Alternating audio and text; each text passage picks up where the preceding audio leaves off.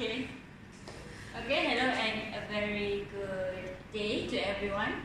Okay, so for today, we are from Group 5, which consists of Nick, Suzianti Aida, me, Ifarido Hanun, Nurizatul Akmal, and Nur Farisha Zila.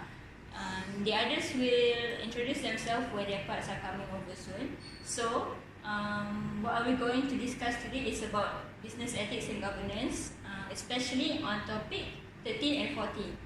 So, the question mark for our two topics for today is whether incorruptible, corrupt, and corruptible. Which one are we? So, next. So, for our first topic is topic 13, and the title is governance issues and the accounting profession.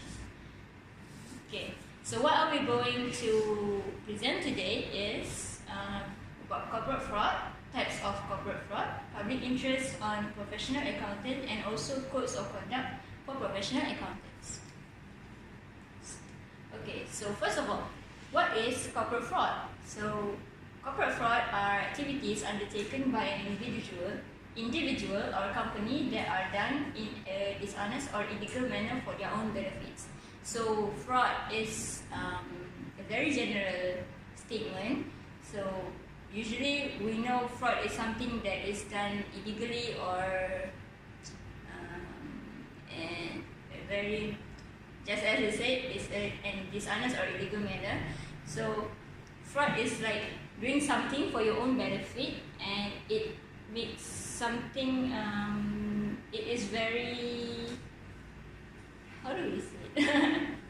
It is very general and On purpose? what? Yeah, it is for its own benefits, and it has different types of fraud. Which what can I say about it? Right. Like I said, it's very general.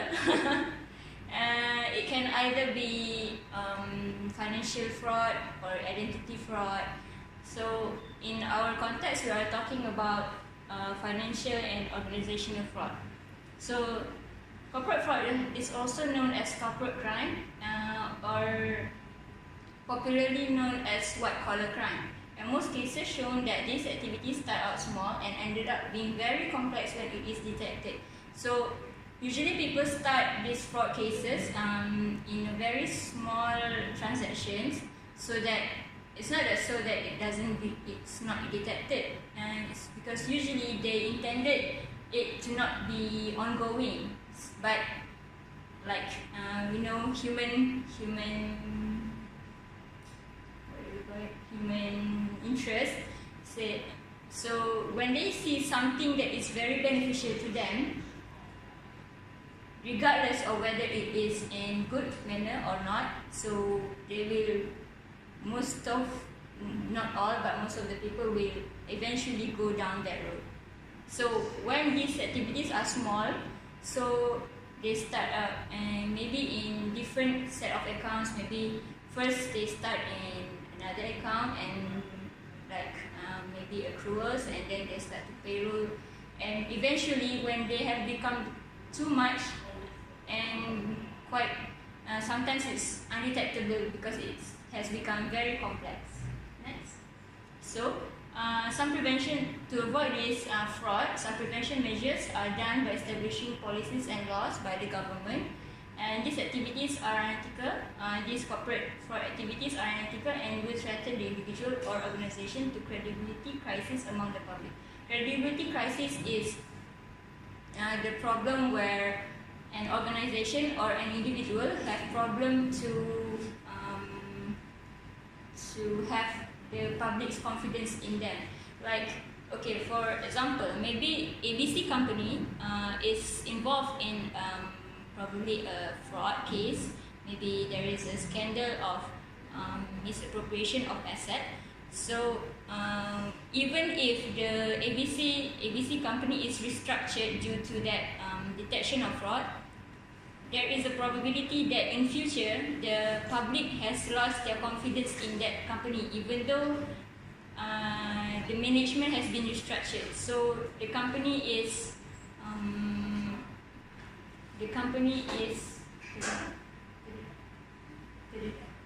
is exposed to that risk of credibility. My name is next. I will continue to explain about the public interest on professional accountant. Before I present, I will introduce myself. My name is Nur Izzatul Akmal binti Muhammad Said. My matric number is 183215. Okay. Public interest on professional accountants refer by ICAEW ethics. The public interest is an important, though abstraction notion associated with the public benefit rather than matters in which the public is interested. ICAEW's Charter of Incorporation refer to the public benefit as the core rationale of for the institute to be brought into existence.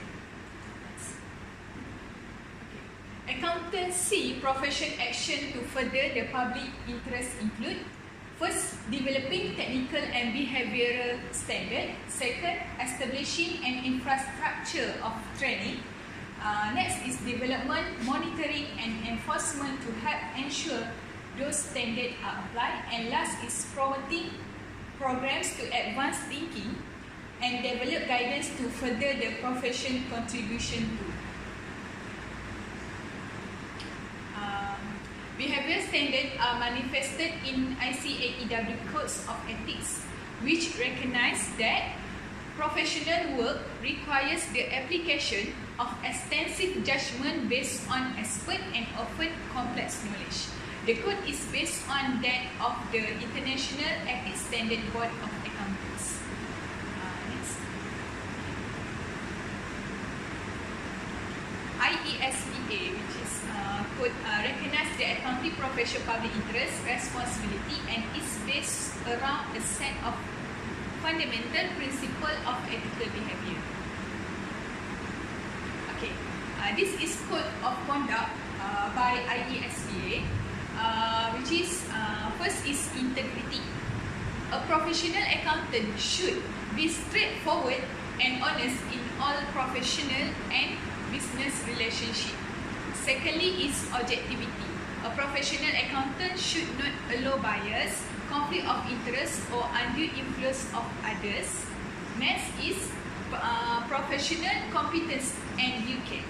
A professional accountant has a continuing duty to maintain professional knowledge and skill at the level required to ensure that a client or employer receive competent professional service based on current development in practice, legislation and techniques. A professional accountant should act diligently and in accordance with applicable technical and professional standards when providing professional service. This code is want to practice our professional accountant to be advanced in knowledge and increase the knowledge based on qualification of level of their works. Okay. Next is confidentiality. Confidentiality is a professional accountant should respect the confidentiality of information acquired as a result of professional and business relationship. Means that is accountants cannot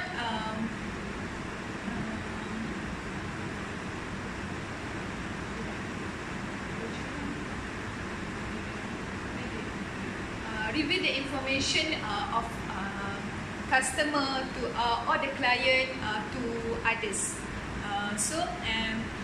They also should not disclose any such information to third party without proper and specific authority, unless there is a legal or professional right or duty to disclose. Means that before a professional accountant want to share about the information to other parties or third parties, they must be sorry. Okay, next is confidential information acquired as a result of professional and business relationship should not be used for the personal advantage of the professional accountant or third parties.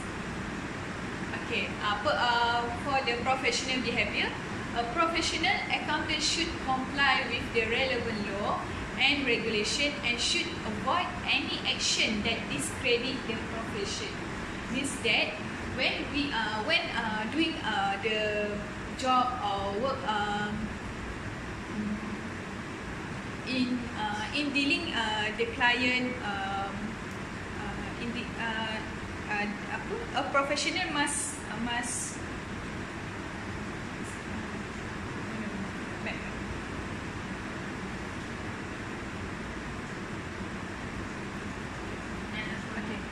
next. Okay. Okay. So, what is means of professional behaviour, which is a professional accountant must refer to the law and regulation in other action that when they deal with the client and maybe when doing the preparing the financial statement or professional financial statement. Next.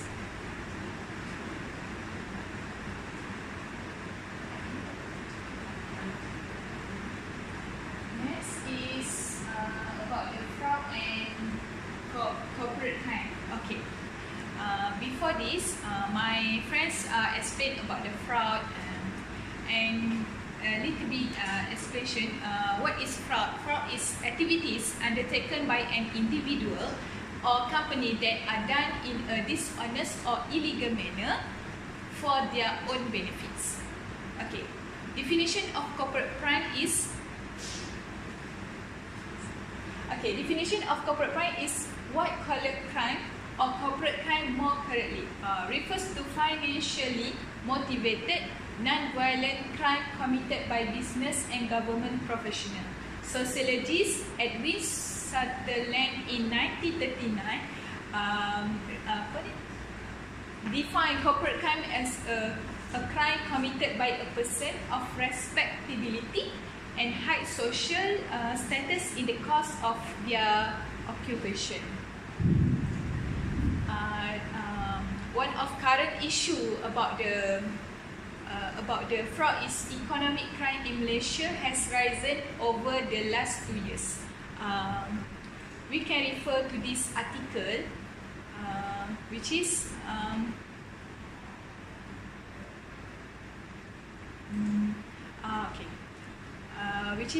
Kuala Lumpur in 29 August.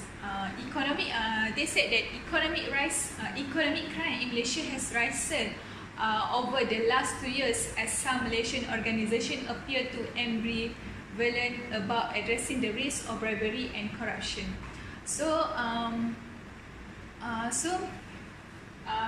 if you can see that it is concerning that some Malaysian organisations appear to be ambivalent about addressing the risk of bribery and corruption.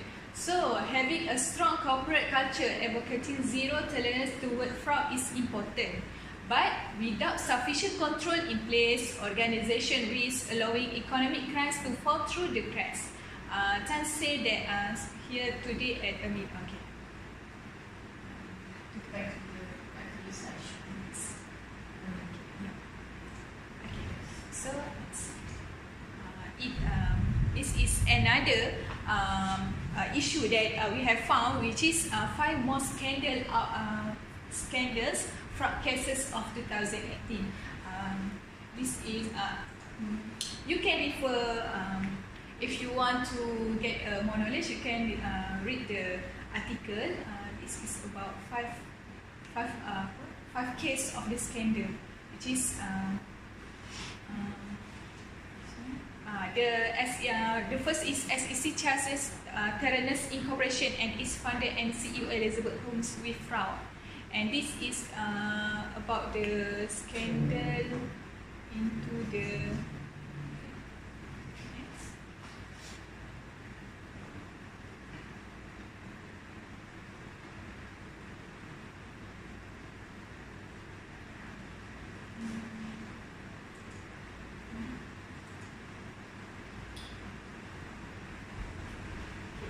If you can see that this is Terranus, that's healthcare. This is about this is on PMB, and we know that our PMB for this involved in one MBB case. So, okay, next I will explain about convergence of corporate governance. What is convergence? Okay, convergence in corporate governance occurs when there is similarity between governance practice in different countries. Convergence is the process or state of coming together from different directions so as eventually to meet and gradually changing so as to become similar or develop something in common. Which is convergence is similarity between governance practice, which is, for example, codes of Japan is similarity with a law in UK. This is the example of convergence. So, objective. What is objective of the convergence? Is convergence of corporate governance is to improve a country governance standard. The widespread reform by way of converging practice have the potential to isolate the domestic problem. Okay.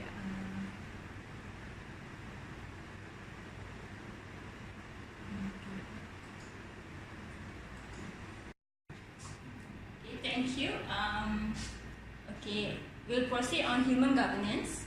So the question mark in this subtopic is that human being versus being human. That is the statement that I use to distinguish, not to distinguish, to explain what human governance is. So next, okay, why I said human being versus being human is because, alright, okay, human being are us, humans, but are we really being human? So that is what human governance are focused about. So human governance is about internal, inside out, and value-based belief to guide human to behave, according to Muhammad Hanafi et al. 2016, and according to Saleh and Ahmad 2010, human governance focuses on building intrinsic values to encourage the trust culture, thus resulting in high ethical values and moral conduct. So from these two excerpts, we can see that human governance is more focused on internal building of our ethical values, instead of corporate governance is more on how an organization impose how employees or people in the organization to act according to what is believed to be ethical. So having having conscience gives people the ability to consider what is best for the common good. What common good is like the best for interest is a form of the unilateral process. Okay, common good is for the best of all people or the society, the surroundings. It is related to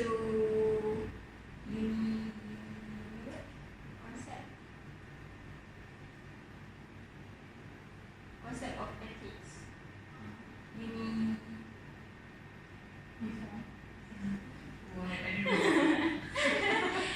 It's not unilateral. Apa? Oh my god, I forgot. Taklah, pintu apa? Okay. Okay, next. The common qualities are inherent in human beings. However, if these qualities are neglected, it will eventually decay. This can be seen like human governance. It is imposed since children. We can see that children have the same common qualities that are, like I said, inherent in human beings, like these virtues of integrity, credibility, these ethical values. It's there in every human being. However, as the child grows up, if these qualities are neglected, eventually they will turn out like how we see in our society, each child grows to be different with each other. They have like a distinguished characteristics. This is due to how their parents guide them or nurture these ethical values. Next. So, how I differentiate human governance and corporate governance is through this table, which I got from a newspaper excerpt and by New Straits Times. Okay, so I differentiated these two with 6 attributes, which are the nature of person, origin of law, source of authority and emphasis, and also governance point of view and also schema. So, in the nature of person of human governance, it is a living person, which is someone who has feelings, who has thoughts, different hearts and culture. For corporate governance, it's an artificial person. Like I said, corporate governance is more about how an organization set up a set of codes or conducts to impose that to the employees. So the artificial person is like someone we see or the organization see as ethical. So it's not really someone that is real. It's not a real person. So they believe that that every person should have this virtue. So the origin of law for human governance is regulation or higher order. Regulation or higher order is basically higher order means something that it's not something it's not virtual, but it is an essence that is higher than, it has a higher value than humans, or we can say it as it's not peers, it's, to make it easy, it's actually in religion. So it's the set of rules comes from the religions, the beliefs, and higher order, which is actually commonly known as God. So this origin of law, of regulation or higher order is what we can say that how the religion base their beliefs and how the believers should act according to what their religions are. So in corporate governance, we use positive law or also known as human-made law. So the source of authority, rules of natural justice. Natural justice is what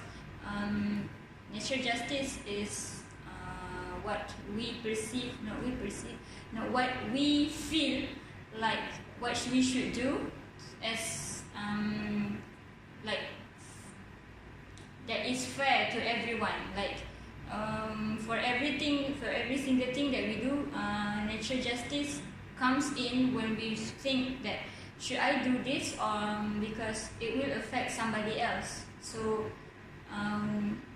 that thought is actually natural justice, because we know that it is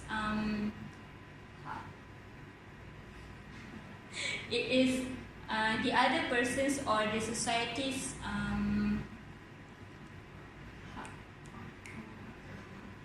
right, the other person's right to have in that matter.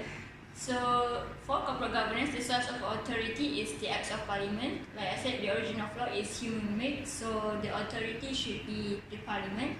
So human governance emphasizes on the spirit of the law, while corporate governance emphasizes on letter of the law.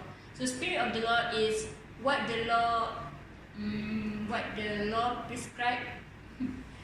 I mean the intention of the law. I mean what the lawmakers are thinking when they establish the law. So for the letter of the law is actually what is written in the law. So every word that is in the jurisdiction made as the emphasis for the corporate governance. But for human governance, it's actually maybe the law is written like, okay, for every person needs to pay tax. So maybe this is just an example, maybe in corporate law, so everyone has to pay tax regarding to what has been written. But in human governance, maybe the intention to pay tax is actually to cover the needs of those who the poor, those who are not having a stable financial standings. So that is what human governance is about. It's emphasis on the intention of the law itself. So for the governance point of view, human governance is value-based while corporate governance is rule-based. And for the schema, human governance is inside, which is inner out, which means it starts internally, while corporate governance is imposed outer in. Like I said, they have a set of rules given, and the people of the organization. My name is Nurfan Shirazila, so I will continue to codes of corporate governance. Corporate governance is the system by which the companies are directed and controlled. This means that corporate governance provides the sets of rules and practices to be followed by the company. So, board of directors are responsible.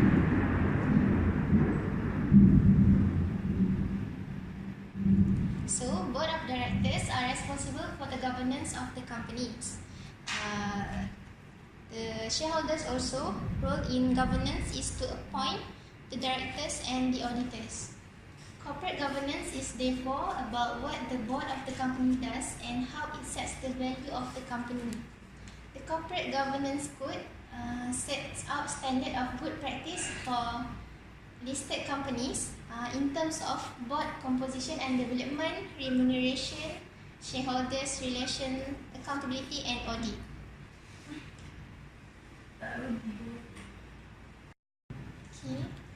Codes of corporate governance principles. The first one is board leadership and business purpose. A successful company is led by an effective and entrepreneurial board. A good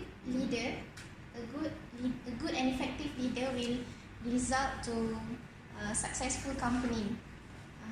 Second, the board should establish the company's purpose, values and strategy. The board should ensure that the necessary resources are in place for the company. The board should ensure effective engagement with and encourage participation from these parties. The board should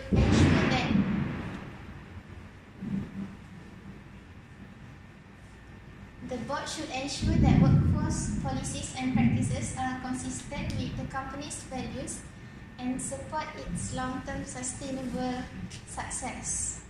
Okay.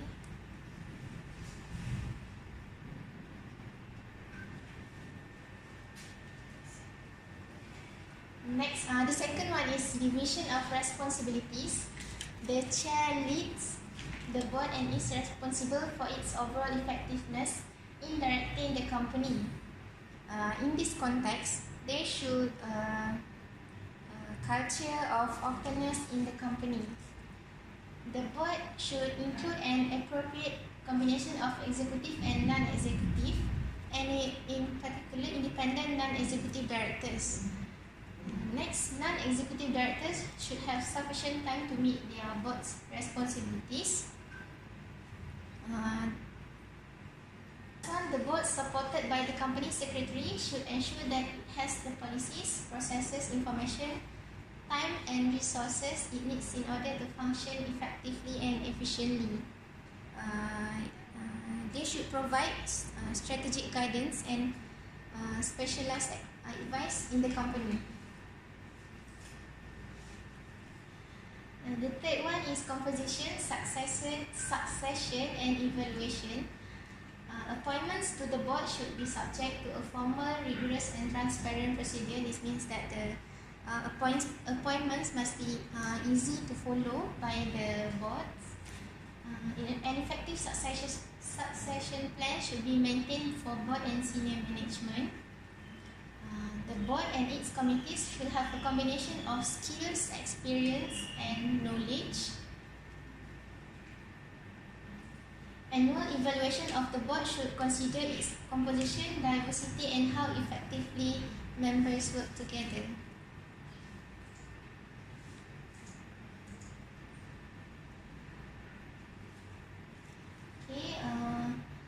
Audit, risk, and internal control. The board should establish formal and transparent policies and procedures to ensure the independence and effectiveness of internal and external audit functions. The board should present a fair, balanced, and understandable assessment of the company's position and prospects. The board should establish procedures to manage risk, oversee the internal control framework. The last one is remuneration. Remuneration policies and practices should be designed to support strategy and promote long-term sustainable success. Directors should exercise independent judgment and discretion when authorizing remuneration outcomes.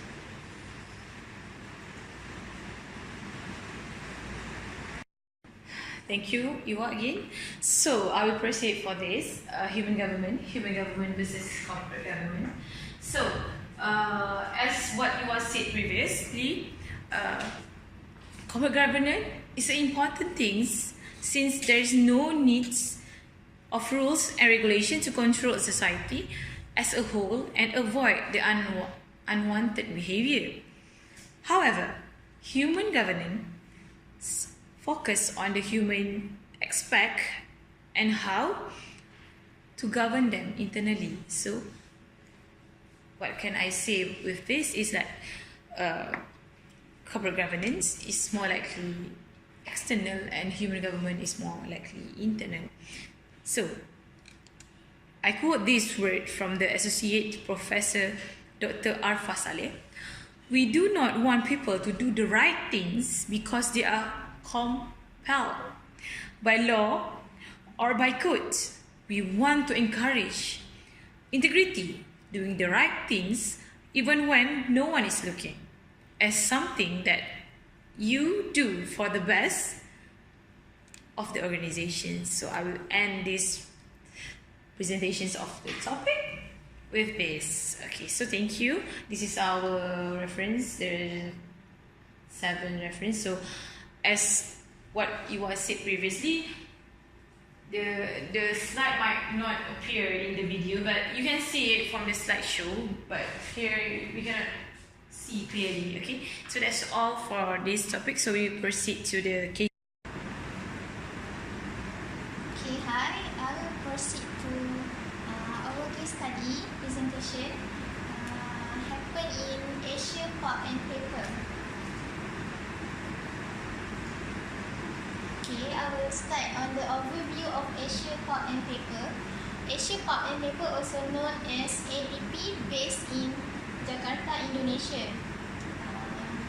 APP is one of the largest pulp and paper companies in the world.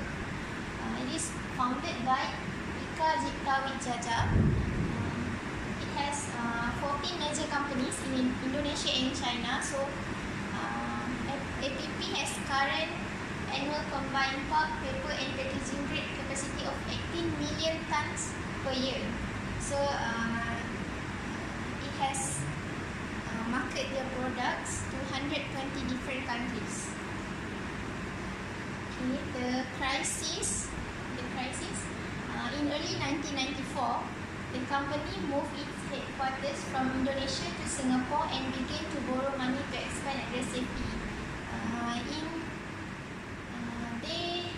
They want to move their company headquarters from Indonesia to Singapore, so they borrow a lot of money from there.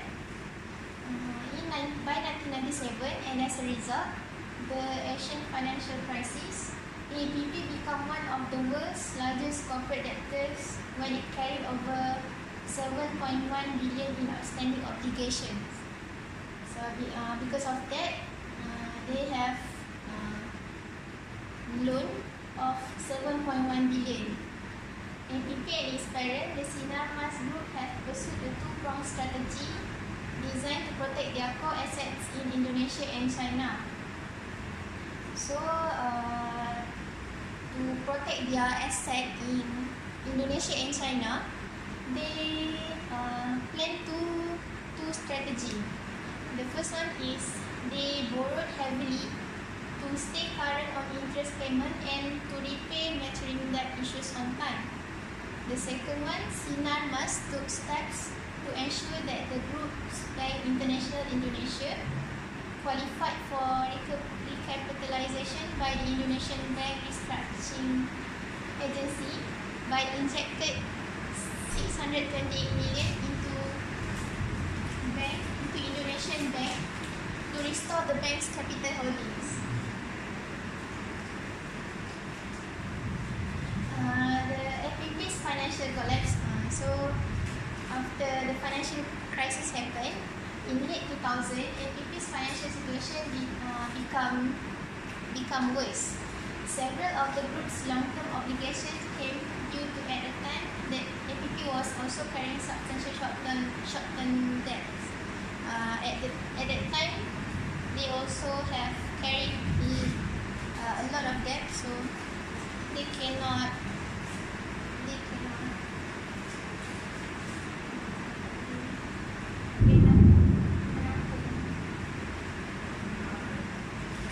cover all the debts, all the long-term debts. Investor confidence eroded when APP sought to extend the maturities on some outstanding bonds, and its share plummeted. After missing coupon payments for two of its Indonesian paper companies in early 2001, APP announced a debt standstill. So, for question 1 is identify and discuss the corporate fraud and credibility crisis affecting Asia Pulp and Paper Company Limited, also known as APP. What have been the factors causing the crisis? So, I divided this question into two parts, which is the first one is corporate fraud in APP, and the second one will be on the factors that were leading to this financial crisis of APP. So, okay, for the corporate fraud in APP, we have found three types of corporate fraud.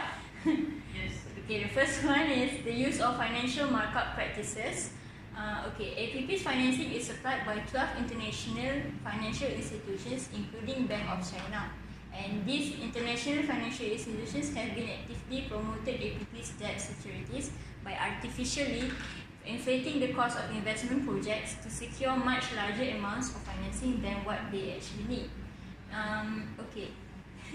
This artificial inflation is done to APP's cost of projects, so that it's not to attract these investors, but they are hiding it's not hiding.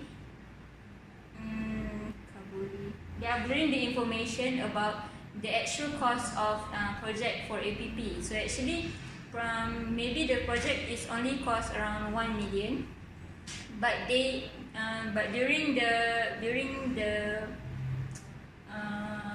promotion of APP's debt securities, it actually happens around during the financial crisis and the Asian financial crisis. So Indonesian market was not affected by this inflation status, but these APP's financing suppliers have inflated this cost of investment, although they actually does not incur that inflation. So the gap between the actual cost and what they perceive what they propose to the customers actually give APPs a large amount of funding for them to do something else. So the question mark here is what are they doing with this extra financing? And we can see that APP's debt to equity ratio is 3 or 4 times larger than the industry for the 5 years trend that they have given in the case. So the second corporate fraud that is detected in this case is that there are questionable entries in 1999 and 2000. So in 2001, KPMG released a report of questionable entries by the 4 Indonesian subsidiaries of APP, which total amount of US dollar 4.41 billion. So KPMG also issued that APP's financial statements from 1997 to 1999 should not be relied upon because they have detected these questionable entries for these 2 years. So they want to go back to find out whether there are any other questionable entries that APP has done.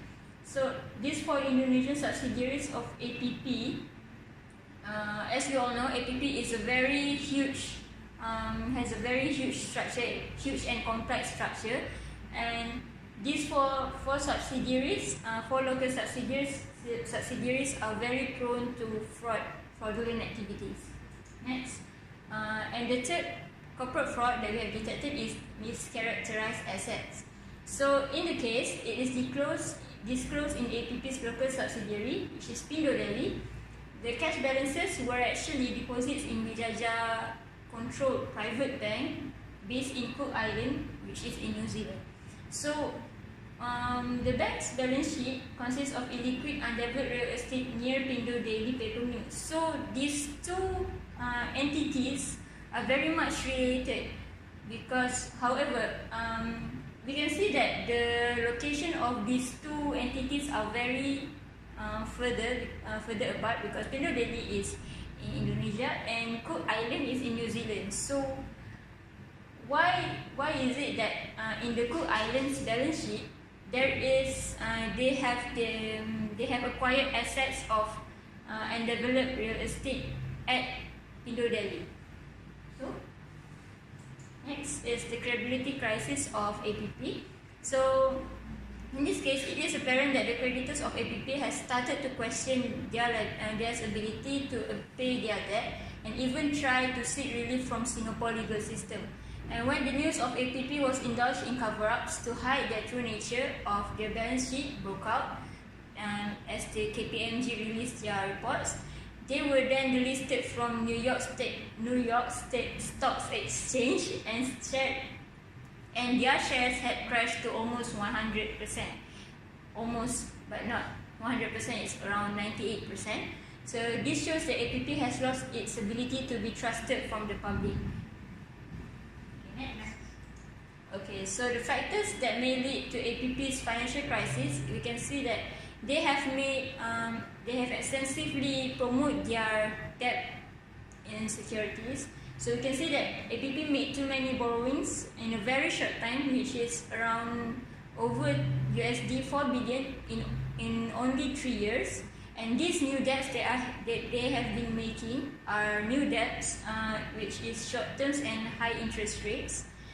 But at the end of 2001, both long-term debts made by the SMG Group and short-term, which are made by APP, debts came due at the same time. So, the SMG Group cannot cannot cover up this APP short-term debt because they have to focus on paying the long-term debt. So this has resulted APP to miss 2 coupon payments of their debt securities and eventually lead to a standstill and then end up with the financial crisis itself. Okay, the second question, the existence of governance mechanism like accounting and auditing standards and reporting regulations and rules to monitor and oversee APP's business activities and financial standing had not been effective. Do you agree or disagree with this statement? Justify and explain your answer based on evidences in the case. Further discuss what are the roles and accountability of accounting profession to shareholders and leaders' interest in the APP case. Okay, at first we agree that the existence of governance mechanism like accounting and auditing standards and reporting regulations and rules to monitor and oversee APP's business activities financial standing is not effective. This is because even though the governance mechanism has listed the ethical values in accounting, APP company does not comply with the rules and standards. We think that fraud happen depends on the individual itself, especially APP is a family business. So when it is a family business, the top managers give advices to the lower level, so they have to follow their instructions. The rules and accountability of accounting profession. The first one is to ensure that the companies improve their financial, social, and environmental performance. Professional accountant can increase shareholders' confidence in the company's financial statements. The third one plays a major role in tackling corruption in a company. In this case, the professional accountants do not perform their job in a good manner because they have lack of credibility that accountants should have. So this issue is a very serious issue that there is a decline in reporting credibility. So Okay, question 3 is, what are the importance of codes of conduct for professional accountants to the profession and to the users of financial information of public listed company like APP? Have the codes managed to deter or discipline the professional accountants in APP case from conspiring with the company? Give your opinion. What are the constraints of the professional accountants who prepared and audited respectively the APP accounts, and what could drive them to allegedly support the misstatements and or omission of figures in the financial report of APP? And lastly, what are the implications of these actions to the lenders and shareholders of APP? So the question for this answer, we start off with the importance of codes of conduct for professional accountants. The question asks us to differentiate the role, the importance to the profession and also to the users of the financial statements. Okay, so firstly, to the profession, the codes of conduct acts as a central guide for reference to support daily decision-making process, and the code encourages ethics and compliance, which enables employees to handle ethical dilemmas in their work, and it also acts as a benchmark to measure performance of individuals or organizations. Okay, so we can say that codes of conduct is a set of rules or a set of guidelines for these professional accountants to follow as what they can to follow in their daily operations, in their daily transaction, their daily work. So the codes of conduct is important for these professional accountants. So next, also to the profession, these codes of conduct reduce the risk of unethical and illegal acts by the employees, and it encourages employees to work in their best behavior while maintaining a sound business practice. In APP's case, we can see that the codes of conduct does not really play a big role, since APP is, like I said, it's a complex, structured family business.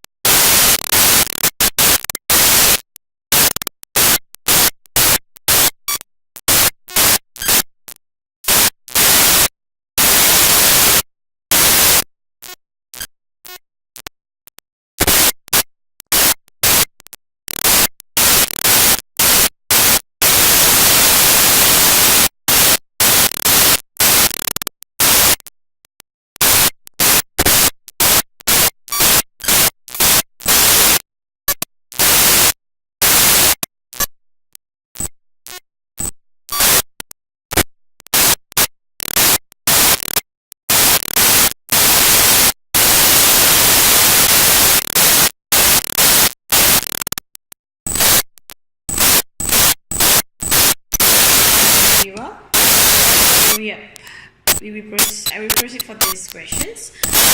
What are the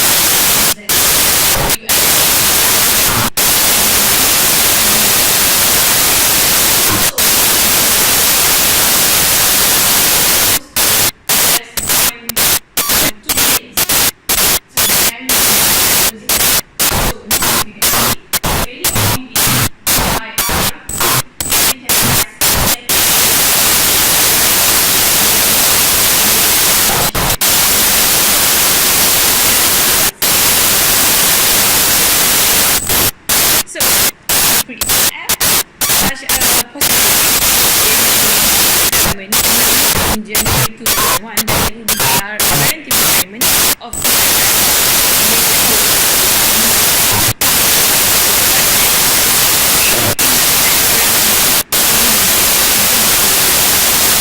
requirements with donations, research so when this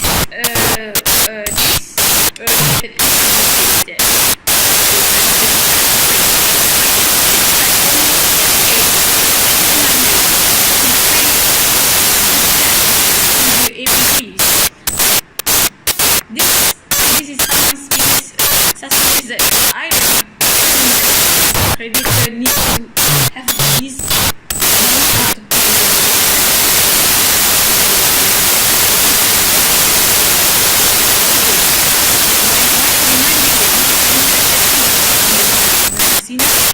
APC as well as the percentage guarantee from the time of the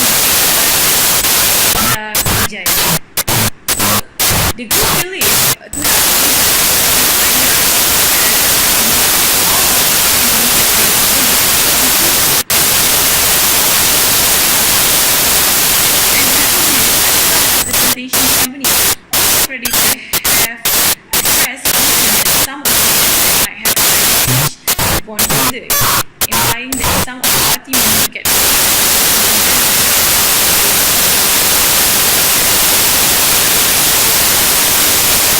so, most of organizations are owned to international investment banks of the option available to offset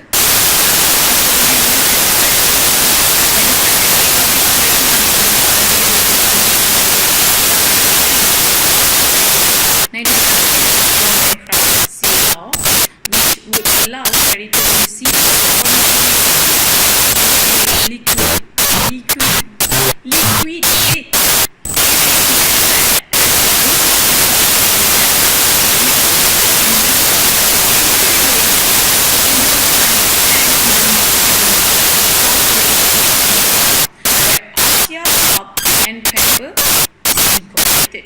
I strongly favor and quite owner of Indian company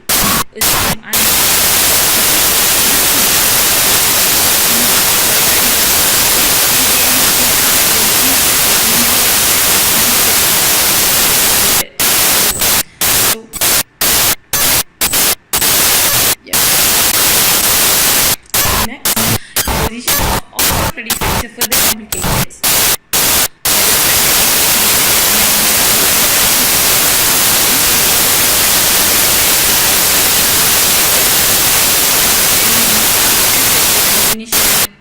That restructuring agreement with the Chinese bank.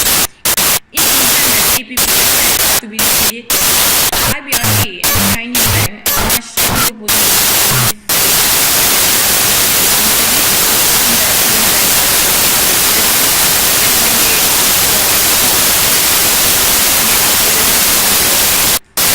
That are strong positions that IBRA and the Chinese bank help them from related from the coming up.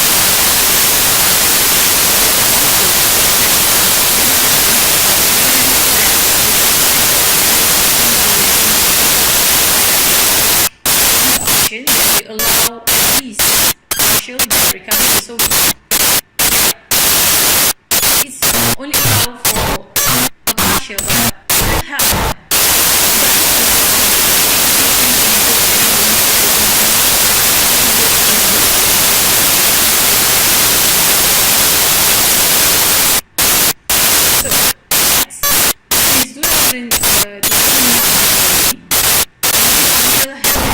several of transactions that have raised in the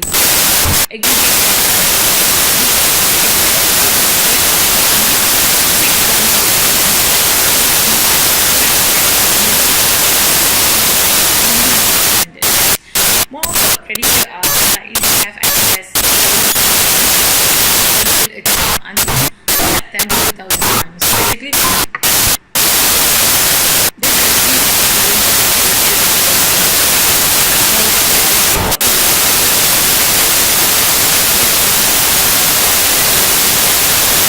the frauds and the corporate crime have a high probability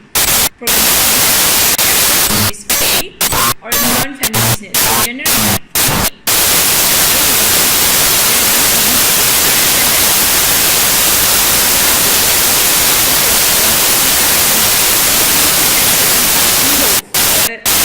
in family or non-family business, but this can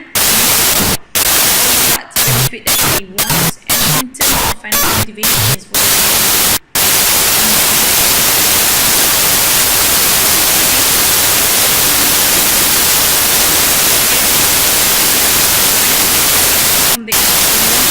So basically, say that this thing only happen in your family or your family. It can happen in your basically.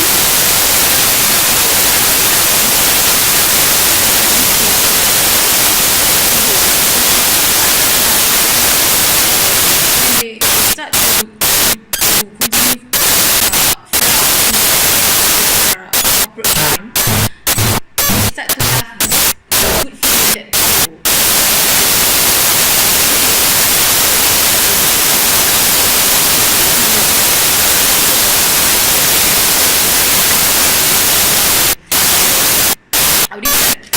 that really a question in the and also that state that the financial statement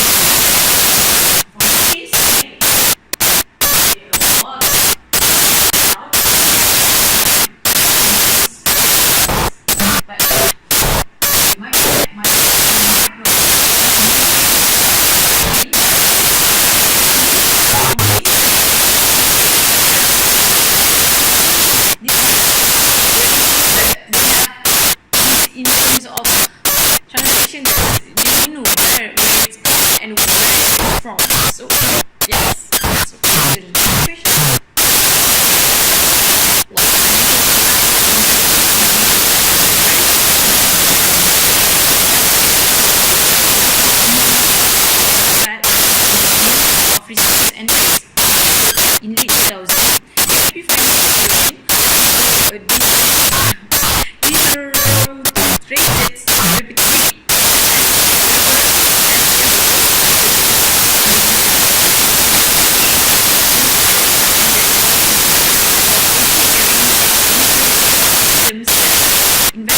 students every day. ABP sought to extend the maturity on the sum outstanding fund.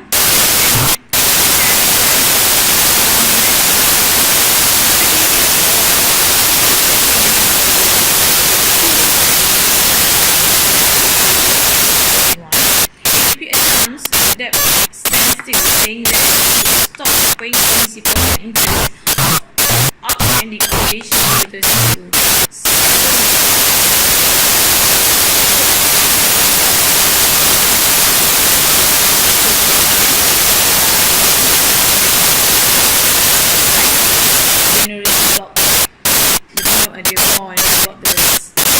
related question where the APP due to the family members mismanagement.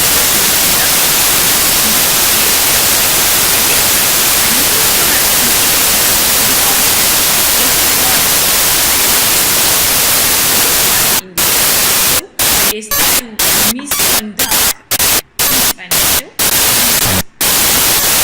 such staff-based bad management and also